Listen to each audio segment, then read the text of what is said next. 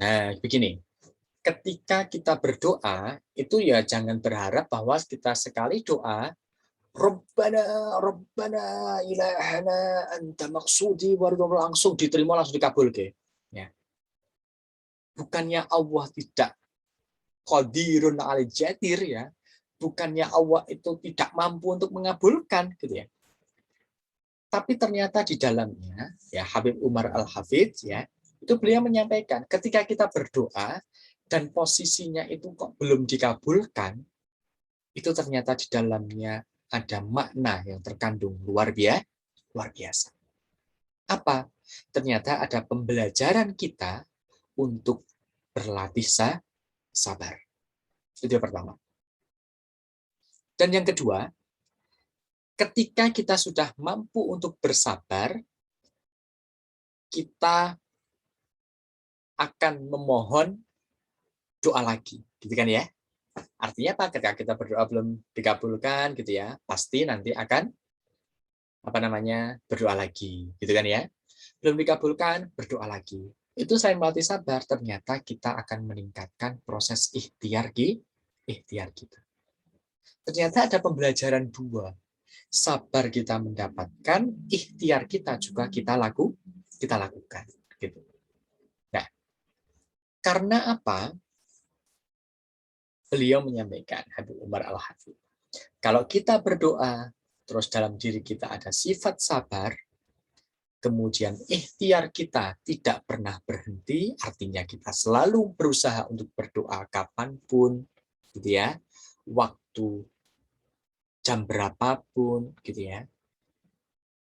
Ternyata beliau menyampaikan, Habib Umar, kita doanya mungkin tentang A, tapi karena kita sabar, kita ikhtiarnya luar biasa, Allah nggak hanya mengabulkan A, dikasih B, dikasih C, dikasih D, dikasih E.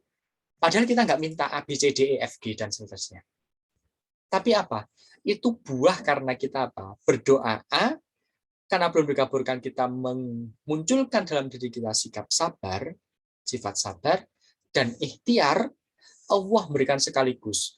Ya, tak kasih A sesuai doamu, ya, karena kamu sabar dan ikhtiar, wes tak kasih B, C, D, E, F, G, dan seterusnya, meskipun sebenarnya kamu nggak berdoa tentang itu, tapi Allah Maha tahu kamu butuh ini. Nah, itu apa? Buahnya karena kita dalam berdoa itu memiliki kesabaran. Jadi, jangan punya rasa suudzon bahwa doa kita itu tidak dikabulkan oleh Allah Subhanahu wa Ta'ala. Maka kalau belum dikabulkan, maka para ulama sufi beliau husnudzon. Husnudzon tadi, oh ya, kita harus berlatih sabar, berlatih ikhtiar. Tapi ulama sufi juga menjelaskan lagi, ketika kamu sabar, ketika kamu ikhtiar, doamu nggak akan satu tok yang dikabulkan, tapi akan bermacam-macam, bertambah lagi, bolak-balik lagi, yang akan dikabulkan oleh Allah Subhanahu wa Ta'ala. Ingat, yang mengabulkan doa itu hanya Allah Subhanahu wa Ta'ala. Tapi perantara untuk dikabulkannya itu dari mana saja. Ya, jangan dipikir bahwa perantaranya kita hanya berdoa kepada Allah saja. Tidak. Mungkin keberhasilan kita itu bukan karena doa kita. Doa kita makin kan nggak benar ya, kadang nggak sesuai ya. Terus pokok asal dongo ya. Tapi kita nggak sadar bahwa ibu kita setiap dalam sholatnya itu selalu mendoakan kita. Ya Allah, jadikan anak-anak saya menjadi anak yang soleh. Itu kemungkinan doa yang langsung tembus kepada Allah Subhanahu wa Ta'ala. Meskipun kita berdoa ya Allahumma ja'alni minas sholihin, selalu berdoa kayak gitu. Tapi mungkin tidak secara ikhlas ketika ibu kita berdoa. Nah, jadi kita harus optimis, gitu ya. Siapapun yang mendoakan kita itu sebenarnya yang menjadi perantara apa yang diberikan kepada kita semuanya. Dan apa yang kita doakan kepada orang lain itu laksananya sebenarnya itu mendoakan diri kita sendiri. Karena apa? Ketika kita mendoakan orang lain, gitu ya, itu di kitab komik disampaikan bahwa nanti akan ada malaikat jumlahnya 70 turun, ya, mengelilingi kita, dan malaikat ini mendoakan semoga yang pertama dosa kita diampuni, yang kedua rizki kita dilancarkan, dan yang ketiga apa yang didoakan orang tadi kepada sesama muslim yang lain itu kembali kepada dirinya. Malah dibalas sama Allah 70 malaikat yang mendoakan. Apa enggak luar biasa? Enggak luar biasa. Makanya ya lebih baik sering-sering aja mendoakan saudara-saudara kita. Tapi ada ya, doa yang paling baik itu adalah laksana. Ketika tangan kanan memberi, tangan kiri jangan mengetahui. Artinya apa? Tidak mengumbar-umbar. Ya, ketika kita mendoakan orang lain, tidak usah bilang, "Gus, tak doakan loh, terus tak doakan kayak gini loh. Kamu harus doakan saya gantian." Nah, takutnya malah muncul sombong. Artinya apa? Wah, kok malah terus tak dunggak tapi gak dunggak ke aku. Nah itu loh, takutnya malah muncul kesombongan ke sana. Doa yang baik itu adalah gitu ya, doa yang ketika kita mendoakan nggak usah diketahui oleh orang yang kita doakan. Tapi pastikan doanya yang baik gitu ya. Jangan berdoa, ya Allah semoga arekku nyemplung sumur. Bojo ya, malah kita sing nyemplung sumur malahan. Mendoakan orang lain kan malah doakan kita sendiri kan ya. Orang lain kita doakan semoga masuk ke sumur, ternyata malah kita sendiri yang masuk sumur. Yaitu akibat karena apa? Doa kita kepada orang lain, malaikat turun ya. Wah, doakan ya. Baik, wis. Semoga doa tadi kembali ke dirinya sendiri. Sing doa orang di doa apa? 70 malaikat langsung dikabulkan Allah Subhanahu wa taala. Nyemplung sumur dewi malahan. Nah, makanya ketika kita mendoakan orang lain, itu doakan yang baik. Tidak usah berpikir, wah orang itu kok sukses terus ya, semoga nang miskin. Wah, kita malah miskin sendiri ya. Kenapa? Kembali ke diri kita sendiri. Doakan yang baik, karena kita yakin bahwa ketika doa baik kepada sama muslim, ya muslim di sini bisa muslimah juga ya. Teman-teman boleh mendoakan teman-teman yang perempuan ya. Maka akan kembali ke diri kita sendiri. Jadi kita akan menjadi doa tadi itu balik kepada diri kita sendiri. Sebenarnya gini. Logikanya gini. Ketika kita mendoakan orang lain gitu ya. Sebenarnya orang lain tuh nggak usah kita doakan, pasti dia sudah berdoa. Gitu kan ya. Nah, itu laksana gelas sebenarnya. Gelas yang sudah terisi full oleh air gitu ya. Ketika kita akan menuangkan air ya, itu akan tumpah kan pastinya. Gitu ya. Nah, tumpah ini pasti kemana? Ya pasti dia akan di luar gelas tadi. Kalau kita berada di sekitar tadi, ya berarti yang akan kena air siapa? Ya diri kita sendiri sebenarnya. Karena kita nggak usah berpikir gitu ya, wah orang itu jelek, berarti harus kita doakan. Nggak usah ke sana. Kita husnudzon aja. Orang itu sudah bagus. Laksana air itu udah penuh memenuhi gelas. Ketika kita mendoakan, gitu ya, kita akan terkena airnya tadi. Ya sudah, yang doa kita siramkan itu sebenarnya juga akan menyirami kita sendiri. Nah, kalau kita mau berbicara logika gampangnya seperti itu. Nah, seperti itu, Mas. Ya, syukur Ustaz. Afan. Ada lagi yang mungkin bertanya, monggo. Saya Ustaz. Silahkan, monggo. Ini hukumnya sholat tahajud. Kan katanya sholat tahajud itu harus tidur terlebih dahulu. Kalau tidak tidur, gimana Ustaz? Apakah tidak apa-apa? Oh, kalau sholat tahajud, itu hukumnya kan harus tidur dulu gitu ya? Oke. Kalau nggak tidur dulu, gimana gitu ya? Oke. Itu aja atau ada yang lain? Sementara itu dulu. Sementara itu dulu. Oke. Ketika kita berbicara tentang tahajud, nanti teman-teman mungkin ketika kita belajar tentang, ada nggak ya bab sholat ya nanti ya? Insya Allah ada ya. Kalau nggak ada mungkin next semester ya. Bab sholat itu biasanya kita bahas setelah kita bahas toharoh, itu biasanya bab sholat ya. Namanya yang dikatakan sholat lail yang tahajud itu adalah syaratnya memang harus tidur dulu. Bubuk sih ya. Walau kana qalilan. Meskipun itu hanya sedikit. Mau cuman 2 menit tapi kita tuh udah tidur ser. Ya. Namanya tidur itu berarti kan kita udah posisinya udah terlena ya, terus tidur ya. Terus kita bangun. Boleh teman-teman melakukan sholat tahajud. Tapi kalau misalkan teman-teman kok belum tidur, mau melakukan sholat tahajud, itu udah bisa. Karena apa? Syaratnya tahajud memang harus tidur dulu. Nah terus kalau belum tidur mau sholat gimana? Yuk jangan sholat tahajud, sholat malam lainnya. Ada sholat hajat, ada sholat taubat, ada sholat syukur, ya, ada sholat witir, kemudian ada sholat apa lagi? Banyak sekali ya. Kemudian ada sholat yang malam itu loh ya. Biasanya ya yang sering itu ya hajat, taubat gitu ya. Kemudian sholat syukur, kemudian sholat witir gitu ya. Itu bisa dilakukan tanpa harus tidur dulu. Tapi kalau teman-teman mau sholat niatnya tahajud, itu disyaratkan ulama harus ada tidurnya dulu. Meskipun hanya sebentar. Bukan pura-pura tidur loh ya. Tapi tidur sebentar. Kalau pura-pura tidur, berarti nanti tidak bisa. Meskipun itu hanya sebentar. Sebentar di sini dikatakan, ya, laksananya sebenarnya seperti ketika kita tumak ninahnya orang sholat ya. Tahu ya tumak ninah orang sholat ya? Tumak ninahnya orang sholat itu laksananya ketika kita baca subhanallahi wa bihamdih. Tapi kita meresapi. Ya, subhanallahi wa bihamdih. Itu kan sangat sebentar sekali. Tapi kita tidur, ya, itu kita bisa melakukan sholat tahajud. Nah, makanya, tapi kalau misalkan belum tidur, banyak bisa sholat yang dilakukan.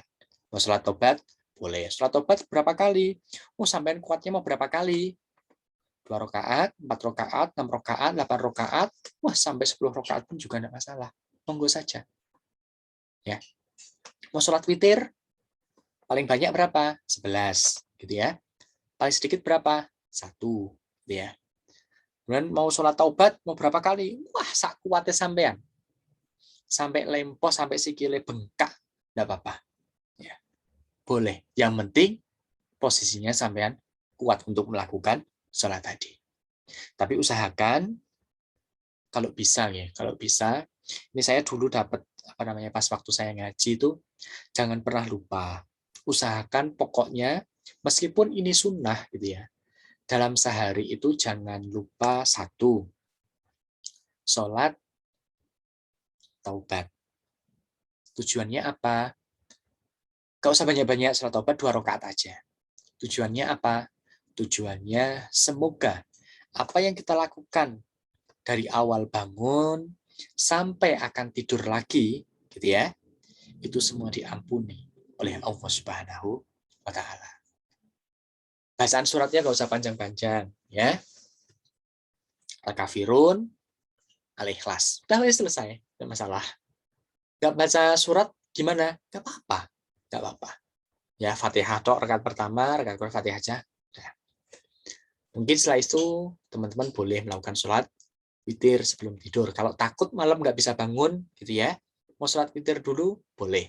1 rakaat aja, nggak apa-apa. Ya, kalau kuat lagi sholat hajat 2 rakaat saja, nggak usah banyak-banyak. Sholat duha 2 rakaat saja. Tapi paling banyak Rasulullah itu melakukan sholat duha itu 8 rakaat ya. Meskipun sholat duha itu bisa dilakukan, ada ulama mendapat 12 rakaat ya. Tapi Rasulullah itu seringnya adalah 8 rakaat. Nah, itu usahakan kalau bisa. Kalau nggak bisa bagaimana? Minimal 1 minggu sekali. Kok seminggu nggak bisa gimana? Sebulan sekali. Sebulan kok nggak bisa sekali, minimal setahun sekali lah. 365 hari itu minimal pernah lah sekali sholat taubat lah. Diniatkan semoga selama 1 tahun ini kita diampuni oleh Allah Subhanahu wa Ta'ala. Kok nggak kuat? Ya minimal lah, seumur hidup itu pernah sholat taubat sekali. Ya, kalau nggak kuat setahun sekali loh ya. Minimal selama hidup ini kita pernah melakukan sholat taubat sekali aja. Nggak usah banyak-banyak, 2 rakaat. Kalau mau mengikuti ulama-ulama atau para kiai yang dulu ya, sholat taubat itu 4 rakaat ya. 4 rakaat. Bukan 4 rakaat, 2 rakaat. Sama 2 rakaat, tapi ada 4 rakaat. 2 rakaat.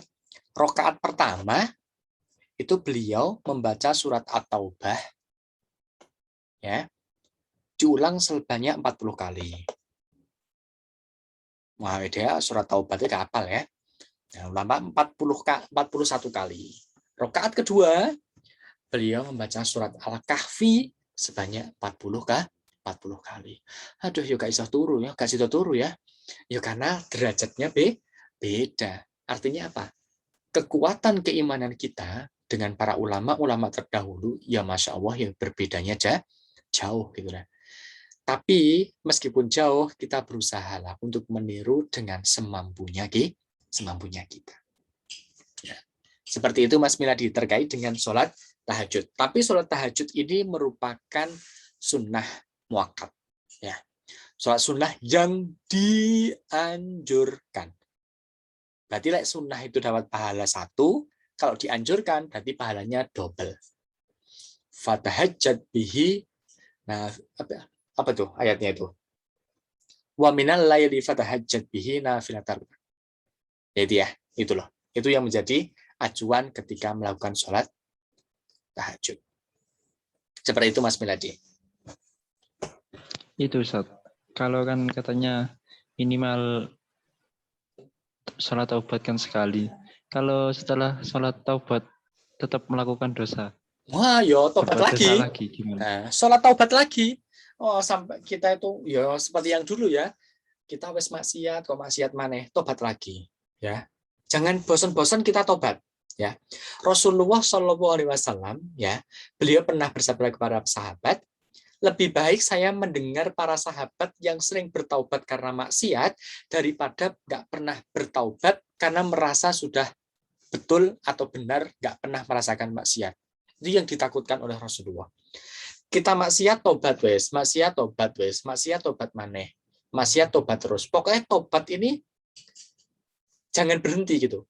Meskipun kita kerasa ya hari ini insya Allah nggak maksiat sama sekali, tetap aja melakukan taubat karena kita nggak tahu, gitu ya. Mungkin perasaan kita, tapi malaikat, raqib atid yang mencatat di kanan kiri kita, itu yang menjadi bolpennya itu jalan terus lah ya. Bolpennya itu jalan terus. Artinya jalan terus di sini tuh kalau yang jelek berarti nyatet pahalanya yang jelek, kok pahala apa dosanya yang jelek, kalau misalkan yang bagus pahalanya yang bagus. Itu nyateti terus gitu. Gitu. Sama. Ini kisah ketika Nabi Musa alaihissalam ya. Nabi Musa ini termasuk kalimuah ya. Orang yang mampu berbicara langsung kepada Allah dan langsung dijawab. Ini Nabi Musa. Nabi Musa ini misalkan gini, ya Allah saya minta roti. Langsung yang jawab Allah. Ya tak kasih. Langsung dikasih. Gitu. Ya Allah kenapa kok saya merasa seperti ini? Langsung dijawab sama Allah. Ya kamu begini. Itu langsung dijawab oleh Allah Subhanahu wa Ta'ala. Makanya terkenal Nabi Musa ini sebagai kalimuah. Makhluk yang langsung mampu berbicara kepada Allah dan dijawab. Tapi tidak pernah berhadapan atau face to face. Ya. Apa itu face to face ya? Memandang langsung Allah Subhanahu wa Ta'ala. Tidak pernah. Yang memandang langsung itu hanya Rasulullah Shallallahu alaihi wasallam. Malaikat Jibril aja enggak lah ya. Malaikat Jibril dalam kisah di Tangkihul Qaul itu disampaikan bahwa belum berhadapan langsung dengan Allah Subhanahu wa Ta'ala. Tapi wa alam ya, kita enggak tahu yang betul yang seperti apa ya.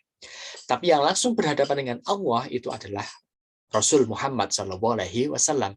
Kapan? Ketika Isra Mi'raj. Nah, Nabi Musa itu pernah gini ya, meski dibilangi sama Allah ya.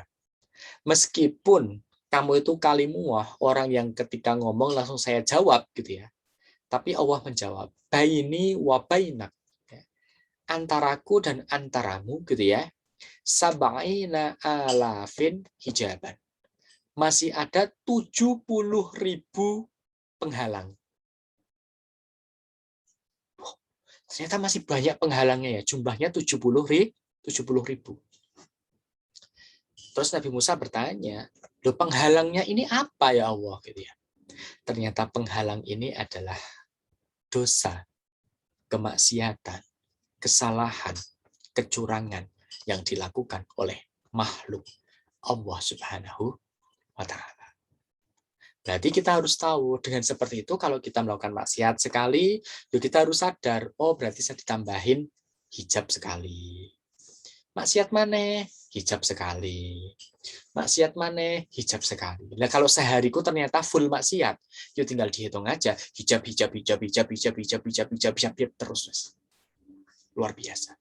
Tapi Allah menyampaikan kepada Nabi Musa, tapi nanti ada umat yang tidak akan ada hijab sama sekali antaraku dengan makhlukku, yaitu siapa?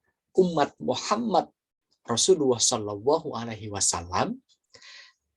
Ketika posisinya dia berpuasa, puasanya bagus, baik, dan di akhir penghujung puasanya, yaitu maghrib, gitu ya, sholat maghrib sebelum sholat adzan maghrib itu ya, di penghujung sana dia sudah merasa kelaparan, merasa kehausan, tapi tetap ingin menjalankan kewajibannya atau kesunahannya dalam puasa, maka itulah makhluk yang tidak ada hijab antaraku dengan makhlukku. Itu yang dimiliki oleh siapa? Umat Muhammad Shallallahu Alaihi Wasallam. Semoga kita termasuk kategori. Ya. Makanya Rasulullah mengajarkan ketika kita berpuasa sebelum berbuka, meskipun dengar azan maghrib gitu ya, sebelum kita berbuka itu doa dulu. Karena apa? Itu kesempatan antara kita sama Allah tidak ada penghalang sama sekali. Nah kalau nggak ada penghalang kan langsung dikabulkan kan ya. Artinya langsung dikabulkan langsung dijawab kan gitu ya. Tapi kalau kita langsung ya mendengar Allahu Akbar, langsung Allahumma lakasumtu belak. Belum apa-apa kok langsung makan, ya. Hijab yang sebelumnya itu balik lagi, guys. Nutup lagi, kembali lagi. Itu akan hilang lagi kapan? Besok kalau kita melakukan puasa lagi, di akhir penghujung kita merasakan kelaparan, kehausan, tapi semata-mata hanya lillahi ta'ala, itu penghalang itu hilang semuanya sementara waktu. Ya. Nah, terus kalau kita pengen nggak ada penghalang terus, apakah kita boleh gitu ya puasa sampai isya gitu? Nah, puasa sampai isya itu boleh-boleh aja gitu ya. Nggak ada apa namanya, nggak ada larangan. Sampai mau puasa sampai isya, mau subuh lagi, mau besok mau puasa lagi 3 hari 3 malam gitu ya. Kalau kuat juga apa gitu ya. Tapi kita menjalankan buka puasa itu kesunahan Rasulullah Shallallahu Alaihi Wasallam. Ya kita aja berbuka untuk menjalankan sunnahnya Nabi. Menjalankan sunnah Nabi kan dapat pahala kan gitu. Tapi kan kita punya kesempatan sebelumnya untuk tidak ada penghalang antara diri kita dengan junjungan kita Allah Subhanahu wa Ta'ala. Maka kesempatan itu kita gunakan untuk berdoa dengan sebaik-baiknya kayak gitu. Jangan ketika dengar azan langsung es campur mlebu, kolak masuk, nasi 1 gunung. Pas mau sholat maghrib gak kuat berdiri, perutnya penuh. Gitu ya, sholat isya ngantuk, sholat tarawih nggak dijalankan, subuh kawanan, lali gak niat puasa selanjutnya. Tobat sudah Mas ya. Nah, urung sempat ndonga gitu ya. Lah kok malah ternyata gak sempat sahur, gak sempat doa maneh, keluwen dan yang lainnya. Nah, akhirnya kita meninggalkan yang banyak hal-hal yang bisa kita dapatkan ketika kita menjalankan ibadah puasa di sana. Nah, seperti itu. Ngoten nggih, Mas Miladi ya. Maksiat tobat Mas, maksiat tobat Mas. Saya juga sering maksiat, tobat gitu. Jangan dikira ya kita ketemu cewek cantik itu sekali ya memang alhamdulillah. Masya Allah nikmat itu. Malaikat gak wani nyatet, nikmat kok dicatat. Tapi kok sampean, Masya Allah ya, balik lagi. Langsung malaikat siap-siap, sitok. 1 thread. Ya Allah, kok luar biasa ya kerudungnya. 2. Itu. Lagi, Masya Allah, lah kok semoknya. 3. Terus kayak 4, 5, 6, malaikat nyatati terus, wis. Tapi yang pertama kali, alhamdulillah. Dah wis aja dibaleni. Ya, enggak usah dilanjutkan. Memang bentuknya piye ya? Lah tambah kayak ngono tambah gak karu-karuan. Ya, enggak usah ke sana. Nah ya, sekali aja. Sekali kok kita melihat itu diberikan nikmat sama Allah Subhanahu wa taala. Itu berpendapat ulama enggak dosa untuk yang pertama kali. Kalau itu tanpa sengaja. Ya. Tapi kalau pertama kali kok unsur sengaja, itu tetap dosa karena mencari ya. Dio, yang mana ya? Yo, wah ini nggak cocok, wis aku sing kaya aja, nggak cocok, ini aja, wah cocok, wah dosa kabeh malahan ya, siji loro telu cocok kabeh malah. Dan gue harus berhati-hati. Ya.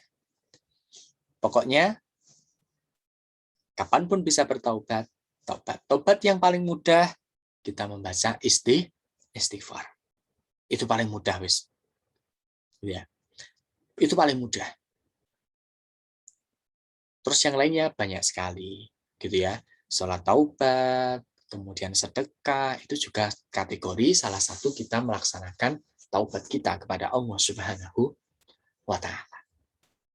Mantan Mas Miladi.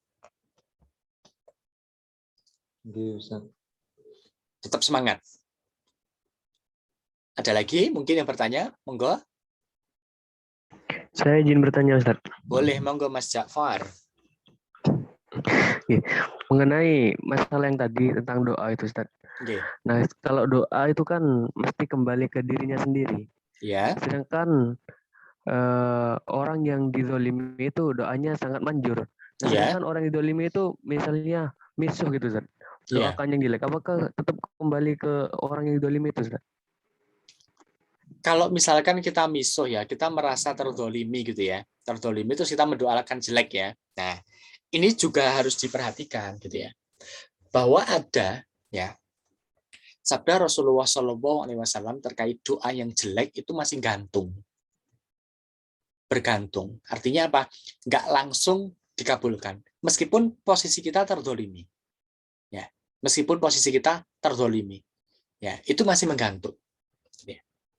Tapi kalau doa kita, misalkan kita terdolimi terus kita mendoakan ya, artinya mendoakan tapi nggak mendoakan yang jelek gitu ya, nggak mendoakan yang jelek gitu ya.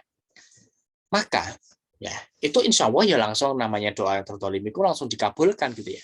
Tapi ada juga ulama yang berpendapat gitu Mas, ini berpendapat bahwa doa jelek kepada orang lain ya, meskipun kita terdolimi ya, kita pun juga akan kena doa itu. Jadi harus berhati-hati ya. Meskipun kita udah didolimi loh ya. Kita udah didolimi, karena ketika kita didolimi, sebenarnya kita punya kesempatan untuk berdoa yang luar biasa, ya untuk langsung bisa didengarkan oleh Allah Subhanahu wa taala, gitu ya. Tapi juga harus memperhatikan, jangan doanya asal-asalan. Wah, kurang ajar wong iki ya, muga-muga ndang mati ya gitu ya. Lagi harus berhati-hati ya. Takutnya apa? Doa itu ternyata gitu ya, itu sama Allah emang dikabulkan, tapi ada malaikat yang di samping kita juga mengamini, gitu ya, mengamini doa tadi balik kepada kita. Nah ini ada ihtiyatnya para ulama, berhati-hatinya ulama yang menyampaikan ya bahwa ketika kita berdoa jelek, meskipun kita terdolimi, gitu ya, kepada orang lain, hati-hatinya para ulama, beliau menyampaikan doa itu tetap kembali kepada kita, sehingga apa harapannya? Ketika Anda terdolimi, itu jangan sampai mendoakan jelek orang lain, karena apa? Takutnya nanti Allah malah kembali kepada diri kita sendiri. Tapi jangan mengatasnamakan ya. Seringnya gini, wah aku terdolimi, guys, tak tunggak kayak moga-moga dan musnah. Nah itu biasanya seringnya kayak gitu ya, karena merasa terdolimi, terus akhirnya kerasa bahwa dirinya merasa yang paling terdolimi sehingga berdoa yang tidak sesuai. Tapi ya ada ulama yang menyampaikan ya bahwa ketika kita terdolimi, bahwa doa kita ke orang lain gitu ya, ya kita doakan gitu ya, Yaudah wes, nggak usah mikir nanti kena apa enggak gitu ya. Tapi ada yang berpendapat juga bahwa takut-takutnya gitu ya, ikhtiat, hati-hatinya ulama, takut-takutnya dia akan kembali kepada kita sendiri, doa tersebut. Misuh, ya hati-hati ya. Jangan dikira saya nggak pernah misuh, saya juga pernah misuh ya. Misuh itu bahasa Arabnya itu kalamul asfur ya. Omong-omongan sing apa ya, aneh gitu ya. Kalau omong-omongan sing ora cetha gitu ya. Oh, enggak cuma kita tok ya. Para pendahulu-pendahulu kita pun juga pernah misuh. Tapi itu menjadi catatan tersendiri gitu ya. Kalau kita memiliki beberapa perkara yang seperti itu gitu ya, maka kita masuk dalam kategori orang-orang yang mungkin hoflah, lupa ya. Sehingga kalau kita seperti itu, segera kita bertaubat. Ketika melakukan kesalahan, segera bertaubat. Bukan kita mengentengkan loh ya. Wah, misuh saya terus tobat. Jangan kayak gitu. Artinya apa? Kalau kita sering tobat kan pokoknya lancar ya, pokoknya tobat ya. Loh, jangan seperti itu, nanti malah memudahkan maksiat terus kayak gitu. Nah, jangan sampai. Tapi berhati-hatinya ketika kita melakukan sesuatu kesalahan, mau misuh atau apa gitu ya, kepada orang atau yang lainnya, segeralah kita bertobat kepada Allah Subhanahu wa taala. Seperti itu, Mas. Siapa tadi yang tanya ya?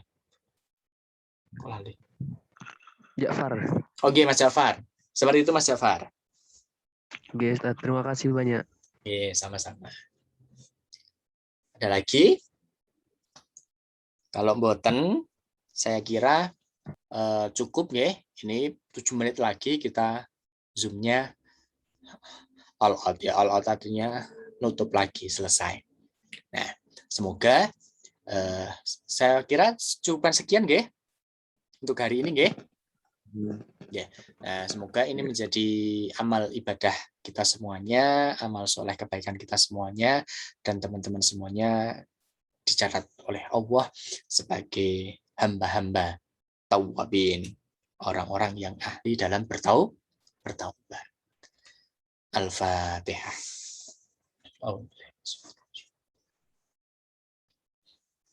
أعوذ بالله من الشيطان الرجيم بسم الله الرحمن الرحيم الحمد لله رب العالمين حمدا شاكرين حمدا الذاكرين حمدا النائمين حمدا يوافي نعمه ويكافئ مزيده يا ربنا لك الحمد كما ينبغي لجلال عظيم سلطانك ربي زدنا علما وفهما وحلما برحمتك يا أرحم الراحمين اللهم اجعلنا من الهادين المهتدين واجعلنا من الهادين المهتدين واجعلنا من الهادين المهتدين برحمتك يا أرحم الراحمين أستغفر الله العظيم من القول بلا عمل يا ذا الجلال والإكرام وصلى الله على سيدنا محمد النبي الأمي وعلى آله وصحبه وبارك وسلم والحمد لله رب العالمين بسر أسرار الفاتحة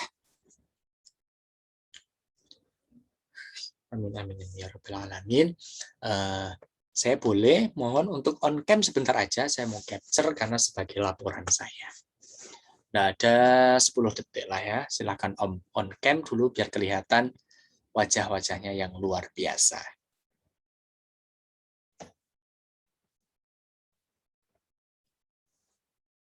Oke, sudah ya. Bentar saya capture sebentar. 1, 2, 3. Lihat kamera lo ya, jangan lihat samping kanan kiri lo ya. 1, 2, 3.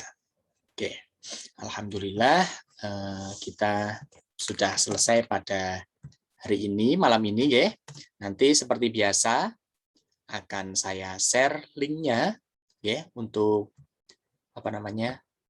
absen sama latihan soalnya berada di grup. Oke. Alafu minkum wa husni ihtimamikum. Wassalamualaikum warahmatullahi wabarakatuh. Waalaikumsalam warahmatullahi wabarakatuh. Terima kasih Ustaz. Sami-sami. Afwan. Ustaz. Afwan. Ustaz. Afwan. Ini Ustaz. Sami-sami.